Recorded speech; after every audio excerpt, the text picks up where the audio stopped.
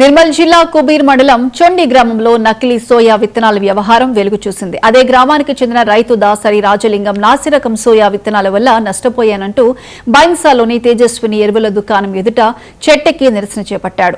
తాను కొనుగోలు చేసిన 9 బ్యాగుల విత్తనాల్లో 7 బ్యాగుల విత్తనాలు సరిగా మొలకెత్తలేదని, పలుమార్లు ఫిర్యాదు చేసిన యజమానులు స్పందించలేదని ఆరోపించారు. సమాచారం అందుకున్న పోలీసులు రైతుతో చర్చలు జరిపి పరిస్థితిని అదుపులోకి తీసుకొచ్చారు. నా పేరు గల్లాధర్, బైసా మండలం, నిర్మల్ జిల్లా. నేను 3 బ్యాగులు మన శ్రీ తీసుకున్నా. శ్రీ కూడా మొలలేవు. మిగతా 8 బ్యాగులు తీసుకున్నాం. 5 బ్యాగులు మొలిచినాయి, 3 బ్యాగులు మొలలే. ఆల్రెడీ నా దగ్గర ఫోన్ కూడా మా వీడియో తీసి కూడా చూపించినాం. వాళ్ళు ఇదివరకు దాకా రాలేరు. ఇదివరకు దాకా కూడా మాకు ఇదివరకు దాకా కూడా ఏం మాట్లాడలేరు. ఫోన్ చేస్తే ఫోన్ కట్ చేస్తున్నారు. ఇదివరకు దాకా మాకు రెస్పాన్స్ అయితే కాలేదు. ఇవాళ అయితే బైసవ్ చేరుకున్నాం. బైసవ్ చేరుకొని ఈడ దాకా వచ్చినాం.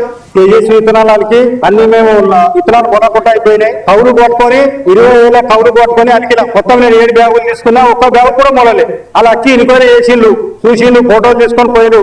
ఇప్పటికి మాకు విత్తనాలు ఇయ్యలే, ఆ నష్టపరిహారం ఇయ్యలే, ఏమి ఇయ్యలేక మేమంటున్నాం రైతుల కౌలుతో సహా నేను పట్టిన కౌలుకు మరియు నా విత్తనాల పైసలు కట్టి ఇవ్వాలని నేను కంపెనీతో తేజస్విని 2 బ్యాగులు వేసినాం. అది మొలలేదు. విజిట్ చేయడానికి రమ్మంటే ఫోన్ లిఫ్ట్ చేయడం లేదు. 5 days కు వచ్చారు. వాళ్ళు షాప్ వెళ్ళి తీసుకోమని చెప్తారు. కానీ టైం లేదు, మాకు టైం లేదు. కాబట్టి అంటే మాకు డబ్బులు రిటర్న్ ఇచ్చేయండి. కంపెనీ వాళ్ళు దయచేసి ఏదన్నా కానీ మాకు న్యాయం చేసేటట్లు రైతులకు అంటే తేజస్విని తీసుకున్న బ్యాగ్స్ ప్రతి రైతుకు కంపెనీ వాళ్ళు వాళ్ళకు నష్టపరిహారం చెల్లించి డబ్బులు రిటర్న్ ఇవ్వగలరని మీకు కోరుతున్నాను. ఇది త్రివేణిలో తీసుకున్నా నేను, రాయపూర్ కాలనీ.